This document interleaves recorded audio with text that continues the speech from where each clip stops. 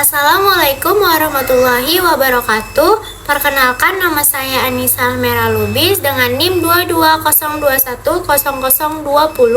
dari kelas 4A Administrasi Publik. Di sini saya akan memenuhi tugas akhir semester saya dengan mata kuliah Administrasi Pembangunan Aceh yang diberikan oleh Bapak Ahmad Yani SSOS MSI. Dasar Hukum Pelaksanaan Otonomi Khusus. Yang pertama, Aceh. Dalam Undang-Undang Republik Indonesia Nomor 18 Tahun 2001, kewenangan Provinsi Nanggroe Aceh Darussalam yang berisikan yang pertama, kewenangan Provinsi Nanggroe Aceh Darussalam yang diatur dalam undang-undang ini adalah kewenangan dalam rangka pelaksanaan otonomi khusus. Yang kedua, kewenangan Provinsi Nanggroe Aceh Darussalam yang diatur pada ayat 1 tetap berlaku sesuai dengan peraturan perundang-undangan. Berikutnya ada Badan Eksekutif Provinsi Nanggroe Aceh Darussalam pasal 11 yang berisikan Lembaga Eksekutif Provinsi Nanggroe Aceh Darussalam dilaksanakan oleh gubernur yang dibantu oleh seorang wakil gubernur dan perangkat daerah. Kedua, Gubernur Provinsi Nanggroe Aceh Darussalam bertanggung jawab dalam menetapkan kebijakan, ketertiban, ketentraman, dan keamanan di luar yang terkait dengan tugas dan jenis kepolisian. Ketiga, Gubernur Provinsi Nanggroe Aceh Darussalam karena jabatannya adalah juga wakil pemerintah. Yang keempat, dalam menjalankan tugas dan kewenangan sebagai kepala daerah, gubernur bertanggung jawab kepada Dewan Perwakilan Rakyat Daerah Provinsi Nanggroe Aceh Darussalam. Yang kelima, dalam kedudukan sebagai wakil pemerintahan, gubernur berada di bawah dan bertanggung jawab kepada presiden. Selanjutnya ada Keuangan Provinsi Nanggroe Aceh Darussalam pasal 4. Berisi sumber penerimaan Provinsi Nanggroe Aceh Darussalam meliputi yang pertama, pendapatan asli daerah Provinsi Nanggroe Aceh Darussalam.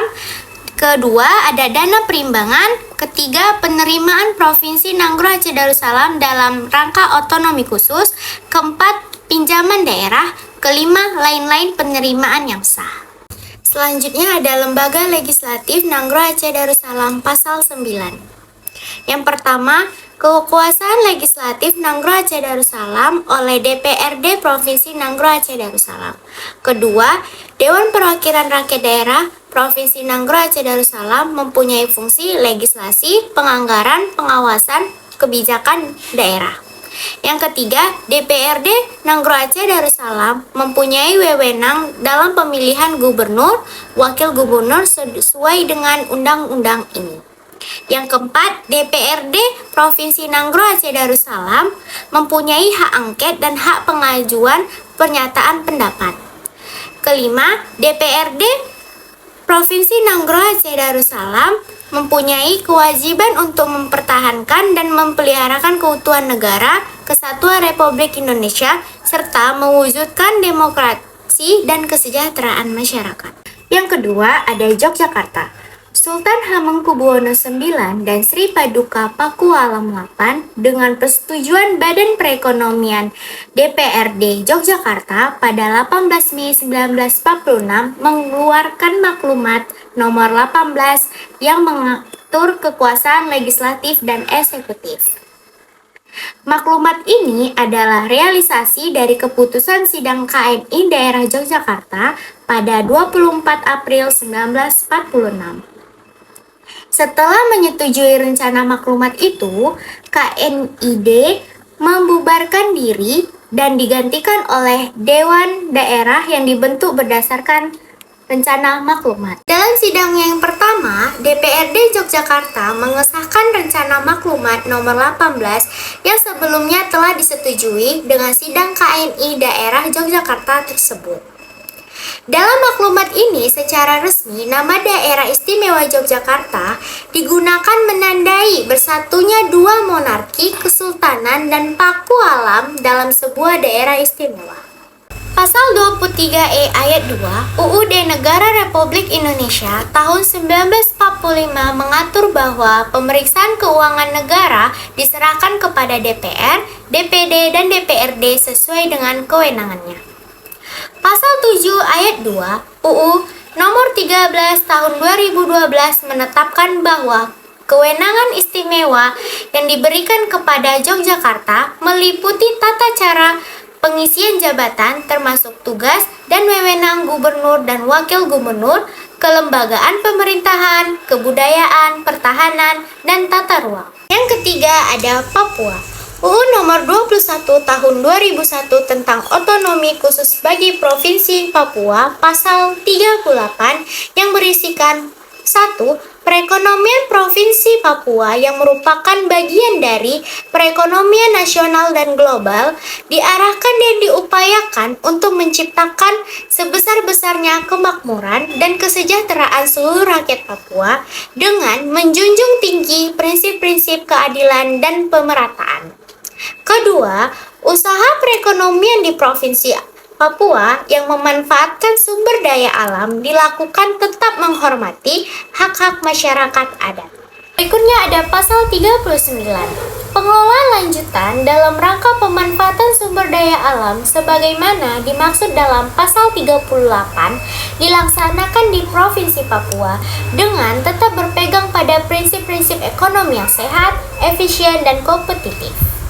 Berikutnya ada pasal 5 yang isinya pertama, pemerintahan daerah Provinsi Papua terdiri atas DPRP sebagai badan legislatif dan pemerintahan provinsi sebagai badan eksekutif. Yang kedua, dalam rangka penyelenggaraan otonomi khusus di Provinsi Papua dibentuk Majelis Rakyat Papua yang merupakan representasi kultural orang asli Papua yang memiliki kewenangan tertentu dalam rangka perlindungan hak-hak orang asli Papua. Dengan berlandaskan pada penghormatan terhadap adat dan budaya, pemberdayaan perempuan, dan pemantapan kerukunan hidup beragama. Yang ketiga, MPRP dan DPRP berkedudukan di ibu kota Provinsi Papua. Yang keempat, pemerintahan provinsi terdiri atas gubernur beserta perangkat pemerintahan provinsi lainnya. Yang kelima, di kabupaten atau kota dibentuk DPRP kabupaten dan DPRD kota sebagai badan legislatif serta pemerintah kabupaten atau kota sebagai badan eksekutif. Yang keenam, pemerintahan kabupaten atau kota terdiri atas bupati atau wali kota beserta perangkat pemerintahan kabupaten atau kota lainnya. Yang ketujuh, di kampung dibentuk musyawarah kampung dan pemerintahan kampung atau dapat disebut dengan nama lain. Setelah penjelasan saya tentang otonomi khusus Aceh, Papua, Yogyakarta, pendapat saya tentang otonomi khusus itu yang pertama ada peningkatan kesejahteraan. Maksudnya itu, otonomi khusus dianggap sebagai cara untuk meningkatkan kesejahteraan masyarakat lokal dengan memberikan lebih banyak kendali dan sumber daya. Yang kedua, ada pengakuan identitas. Maksudnya itu memberikan pengakuan dan perlindungan terhadap identitas budaya, bahasa, dan adat istiadat masyarakat setempat. Yang ketiga ada pengelolaan sumber daya. Maksudnya, daerah memiliki kemampuan lebih besar untuk mengelola sumber daya alam dan fiskal sesuai dengan kebutuhan dan prioritas. Ada juga perbedaan dari Nanggro Aceh Darussalam, Yogyakarta, dan Papua. Kalau Aceh, Lembaga Perwalian Nanggro, sedangkan Yogyakarta ada Kesultanan, kalau Papua ada Majelis Permusyawaratan Papua. Sekian penjelasan dari saya ucapkan terima kasih. Wassalamualaikum warahmatullahi wabarakatuh.